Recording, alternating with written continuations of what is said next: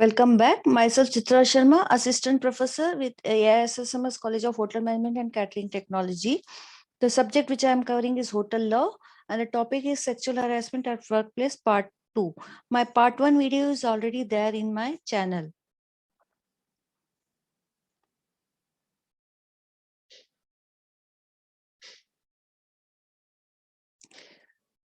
So let us have a little bit of introduction. What is a sexual harassment? Harassment covers a wide range of behaviors of an offensive nature. It is commonly understood as a behavior of demeans, humiliates and embarrasses a person, and it is characteristically identified by its unlikehood in terms of social and moral reasonables. Sexual harassment at workplace is considered a violation of women's right to equality, life and liberty. It creates an insecure and hostile work environment which discourage women's participation in work, thereby adversely affecting their social and economic empowerment and the goal of inclusive growth. Let us see how, if a sexual harassment case has taken place in a company or in an organization, how it does move forward. There is an internal committee which is there, always there in an organization, which comes under the grievance cell. The committee consists of a presiding officer who can be a senior woman employee from both the workplace or other admin units, office or organization. There have to be two members committed to the cause of women and experience in social work or legal knowledge, and one member from an NGO or other or women's organization or familiar with the issues relating to sexual harassment. Now, this process has a SOP, how it has to go, like for filing a complaint. The report has to be reported within the 3 months. Then it goes to the ICC committee. ICC committee sends us a notification respondent, which has to be done within 7 days. Then if the respondent has to respond back from the time he has received the notice within 10 days, then the respondent, either there is a two option, whether he agrees or he doesn't agree. If he agrees, then the settlement or punishment is decided, and that action has to be completed within 60 days. If the settlement or the punishment is decided, then we have to further see also whether the inquiry has to be done. If the inquiry has to be done, whether it has to be completed in 90 days. But if the respondent says no, he doesn't agree, then it directly goes to the inquiry, where it has to be completed within 90 days. What can be the consequence of the sexual harassment? Once a complaint is received and the investigation has been carried out, validity of the harassment allegation will be determined to what level it has gone. If the harassment has occurred, prompt and remedial action will be taken. Action against the harassment can include restoration of the lost terms, conditions or benefits of the employment to the complaining associate. Then it goes to the disciplination of the harasser. Then a written disciplinary warning is given. Then demotion, either demotion is done, suspension is done, or if the harassment is very critical, then it can lead to termination also. What is not a workplace sexual harassment? In my part 1 video, we saw what is the sexual harassment at workplace. Here I'm talking more about what is not considered as workplace sexual harassment.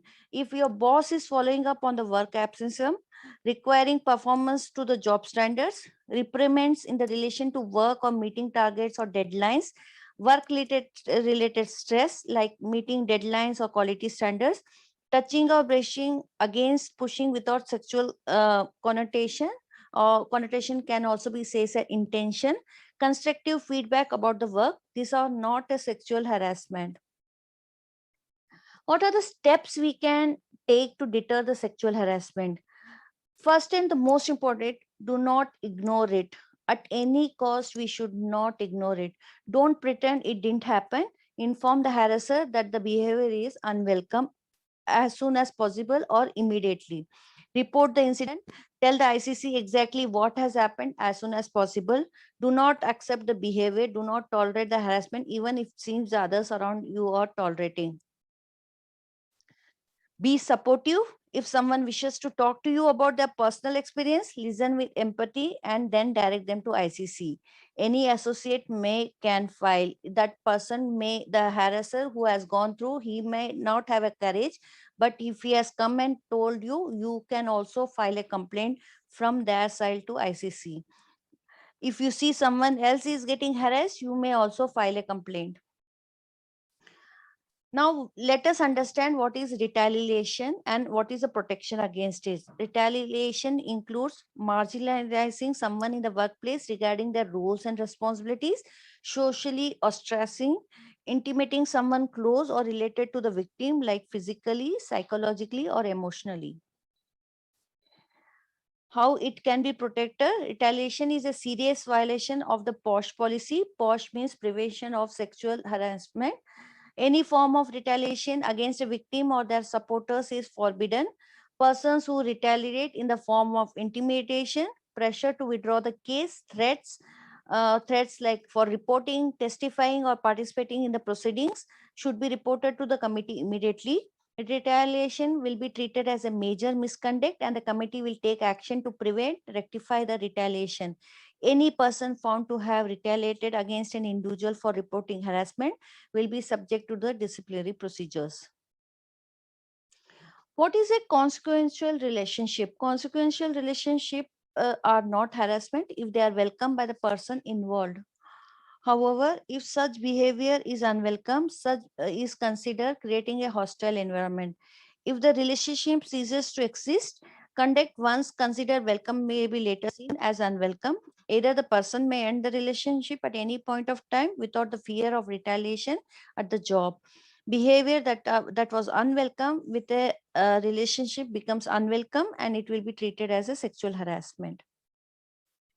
So we conclude saying, despite decades of attention, legal action, and advocacy, this analysis of data research and experience shows that sexual harassment remains a serious and pervasive problem across virtually all industry, sectors, and workplace. We have found that no sector remains untouched by sexual harassment or unaffected by its impacts.